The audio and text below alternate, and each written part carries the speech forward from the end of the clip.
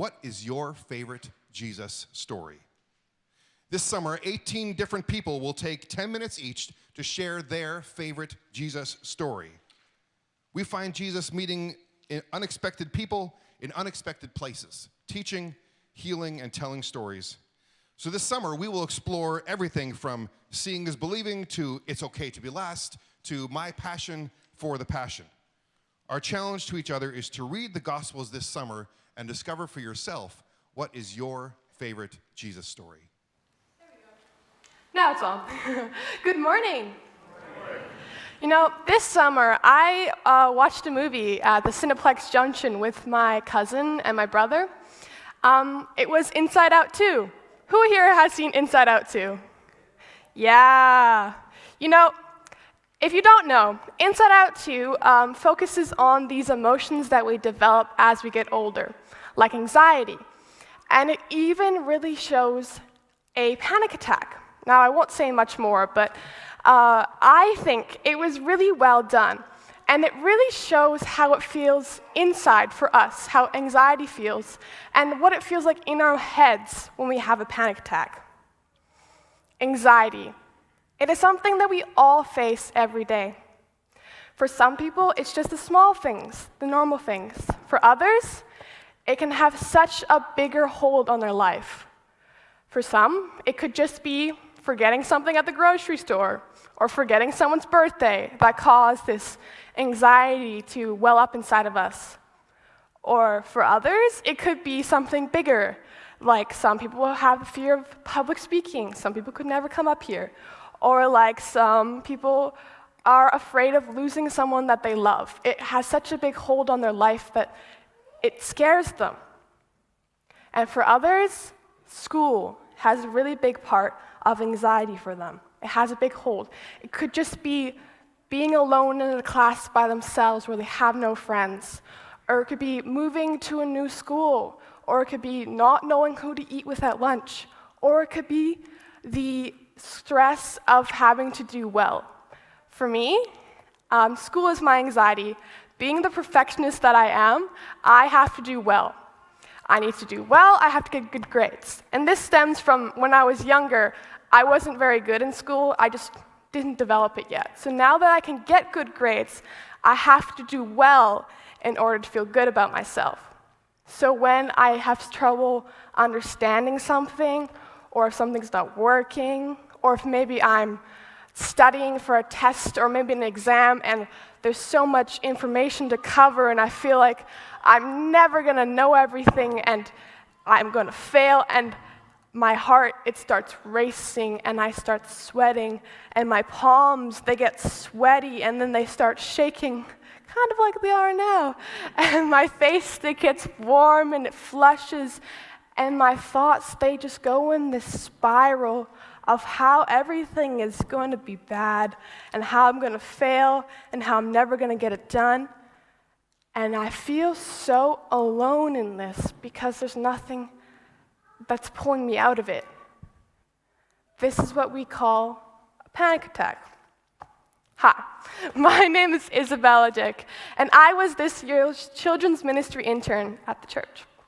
If you didn't see me here at VBS on stage, you might have seen me in Kidstown with your kids. I do worship there for the kids. And my favorite Jesus story is Jesus in the garden. You know, when I was preparing for this, I didn't know what my favorite Jesus story was. I had actually no clue. So I was reading the Gospels at night, late at night when I was supposed to be sleeping, trying to figure out what I was going to talk about. And I came across this story, and it made me feel something different this time, so I felt I should share my thoughts with you guys. Let me read it for you.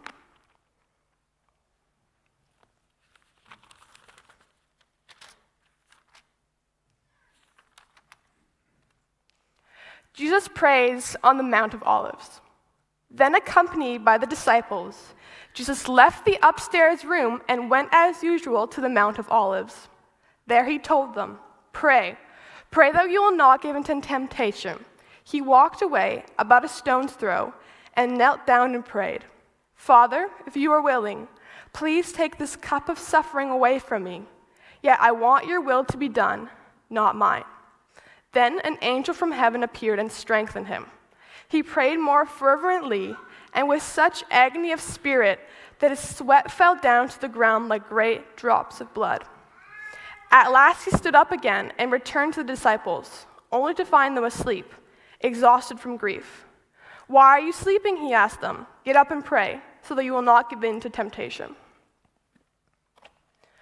Jesus was in such agony of spirit that he sweat drops of blood. Imagine being in such agony that your sweat is drops of blood. It wasn't because he was in pain. He didn't have a broken leg. He wasn't physically bleeding from any wound. He was just in such agony of spirit that he was sweating great drops of blood.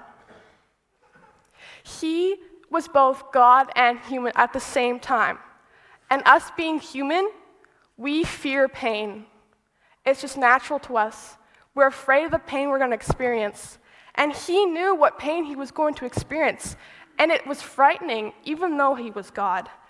And the worst thing is, pain is hard. But being in pain and being alone is even worse. He knew who was going to betray him. He knew those closest to him were going to leave. And he knew he was going to be in pain all alone. That's hard. And when he went to see his friends, who he asked to be with them, to stay with him, they couldn't stay awake. They just fell asleep. He was left alone in his agony. Knowing this experience that Jesus went through, it gives me connection to him.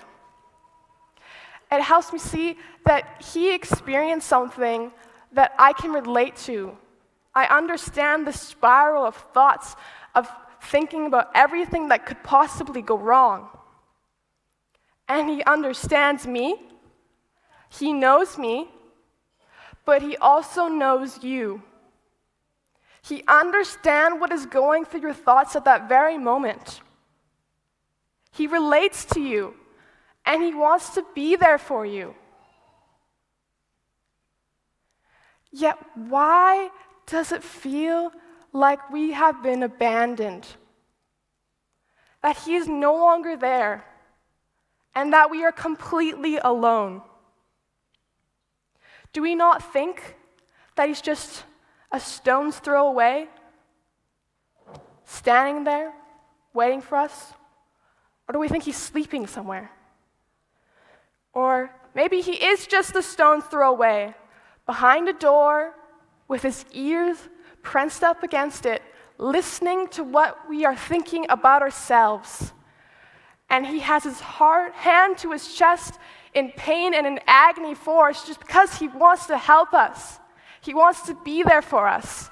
And he wants to comfort us and tell us it's okay. Do you think that maybe we wouldn't feel so alone if we just let him in? If we just remember that he is there and that he wants to be with us? Yeah, awesome. Thanks, Isabella.